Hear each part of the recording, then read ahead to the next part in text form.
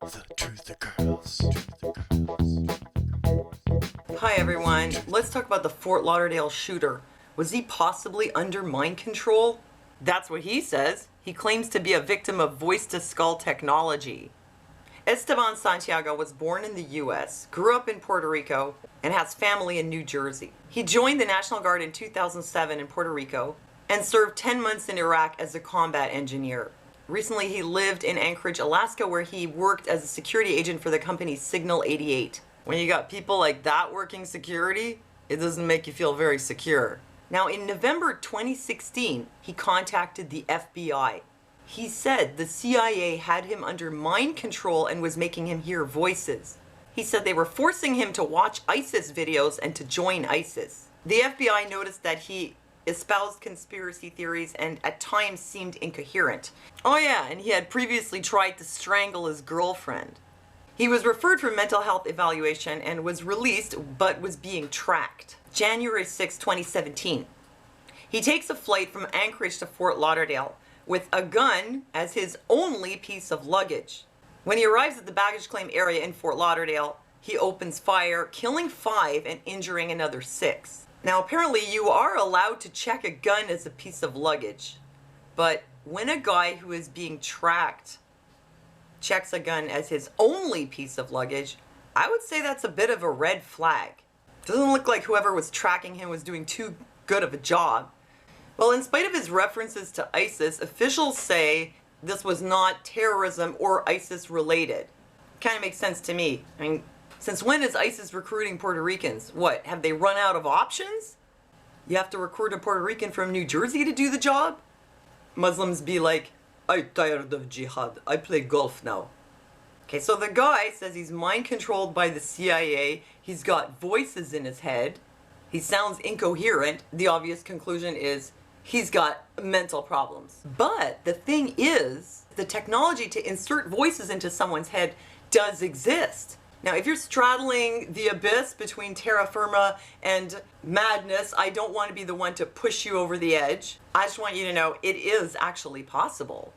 There is such a thing as voice-to-skull technology, otherwise known as V2K, which was invented by the military and has the ability to make someone hear a voice that sounds like it's coming from inside their own head.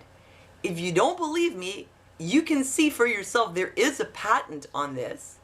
It's even got a Wikipedia page, and it used to be on the Army's website, but for some reason they took it down. Now, oddly enough, this technology is not limited only to military use. In at least one case, there was a display showing that it can even be used in advertising. It was for some paranormal thing, and people would walk down the street, and as they would hear a voice whispering in their ear, except that it wasn't in their ear, it was in their head. They can use some kind of microwave technology that will get inside your head and make you think that you're hearing voices, like implanted in your brain. Apparently this was developed as a military technology to make the enemy go crazy, but could it be used on an American citizen experimentally?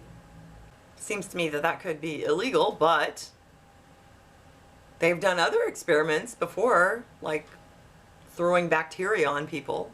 That they were illegal, but they did them anyway. Hours after the shooting happened in Fort Lauderdale, people were already saying this is a false flag. But who did it and what would be their motives? One theory was that this could be some kind of a diversion because Israel is apparently on the verge of releasing, they said, 400,000 documents related to exposing a child trafficking ring in the US government.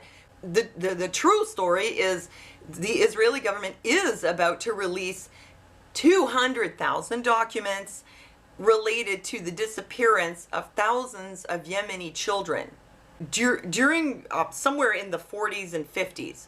The children disappeared. Possibly they were placed in forced adoptions or maybe used for sex trafficking. We don't know. It was some kind of human trafficking, that's for sure. But there's no evidence that the US was behind it. It could have been the US, it could have been the Europeans, it could have been the Israelis, it could have really been anybody. So it doesn't seem to me that there's a strong connection between that and what happened at the Fort Lauderdale airport. So why else would the CIA want to do this to this guy? Does the CIA want the public to think U.S. soldiers are turning against the military and are being recruited by ISIS? Well, that wouldn't look very good, would it?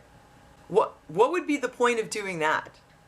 Could the CIA be trying to make conspiracy theorists look bad?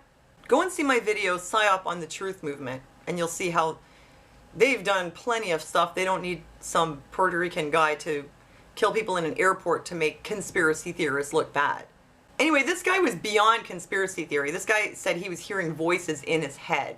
The odds are that this guy had some serious mental health issues, in my opinion. However, given the fact that that technology does exist, there's always a little room for the other possibility. I'm probably going to do another video about this technology at some point where I'll get more into it. But in the meantime, let me know what you think. And thanks for giving me thumbs up. Thanks for listening to me. And I'll see you next time.